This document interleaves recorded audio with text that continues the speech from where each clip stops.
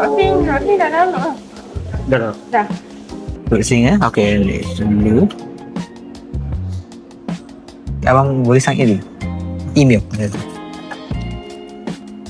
Abang dulu mana? Batu 3. Tapi kawat ready stock untuk Forza ni tak ada. Sah. Sebab dia import. Ha. Forza okey macam Honda macam ni. 250cc ke atas, Honda dia semua import. Dia bukan pasal dekat Malaysia.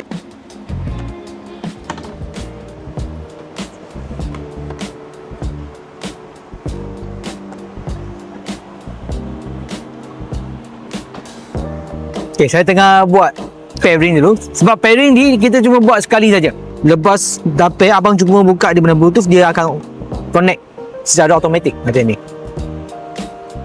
Okay, dah pairing lah. Next, gunakan. Okay, nampak dia dah connect dah. Honda Road Sync. Tamantas lah, kata Tamantas.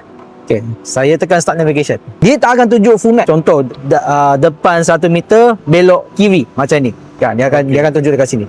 Jadi kalau abang nak off, nampak dia ada pangkal dekat sini. Contoh kalau abang tak nak kan. Okey, dia end.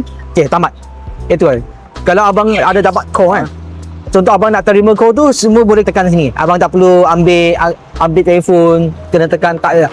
Abang cuma tekan dekat sini saja. Yang music ni lepas connect, contohlah abang nak next dengan lagu, semua boleh tekan dekat sini aja. Okay, abang pegang dulu. Okey, saya akan ajar macam mana nak start motor tu. First time kan. Pasal tak apa, boleh, saya akan ajar. Kita tak boleh pulas. Kalau kita nak pulas, kita tekan sekali, pastikan ada lampu nyala dekat sini, baru kita boleh pulas. Okey, dia ada 3 fungsi dekat sini. Satu O maksudnya off. Satu seat dengan fuel. Contoh kalau abang nak isi minyak, pulas sampai sini, tekan fuel, dia buka dah.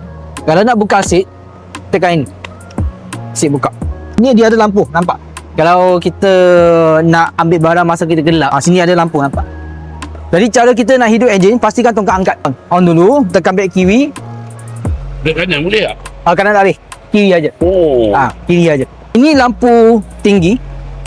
Okey, ada lampu tinggi. Ni pass light. Kalau kita tekan pass light, tarik lampu tinggi. Jadi ini traction control. Ini macam kereta. Kalau kereta kan kita langgar lagi, dia akan kurangkan kelajuan secara automatik. Ini fungsi dia. Nak tukar design dia, tukar dekat sini, nampak? Untuk display type.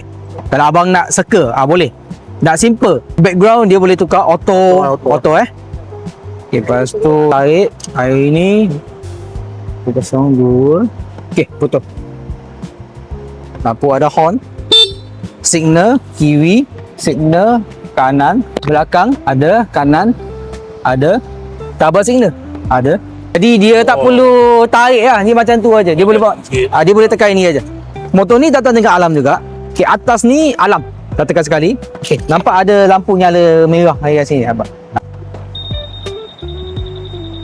Kalau nak off, tekan atas juga. Okey, bawah punya, butang bawah ni, saya tekan sampai warna merah, nampak? Okey, abang cuba tekan pulas sini, tekan pulas. Nampak, dia tak ada respon. Kalau kita tekan ini sampai warna merah, makna dia punya sistem shutdown. Dia tak boleh hidup langsung. Kalau kita nak hidupkan balik, boleh tekan bawah. Tekan lama sampai warna hijau. Sama juga bawah ni sampai warna hijau. Okey, abang cuba tekan pulas. Tekan, jangan lepas pulas. Nampak, boleh. Untuk servis ni, servis biasa untuk first service 1000. CVT kena jaga juga, tapi CVT ni, abang ni, ini sangat penting. Sebab kalau lama-lama kita tak servis ini, motor dia akan jadi semput. Jadi abang tak perlu tekan apa-apa, abang letak dalam poket. Kau tinggal rumah boleh? Tengok je. Sebab dia kena detect, dia jarak dalam 1 meter. Dia macam kereta. Ni kena tekan ini. Okey, tekan brake kiri. Okey.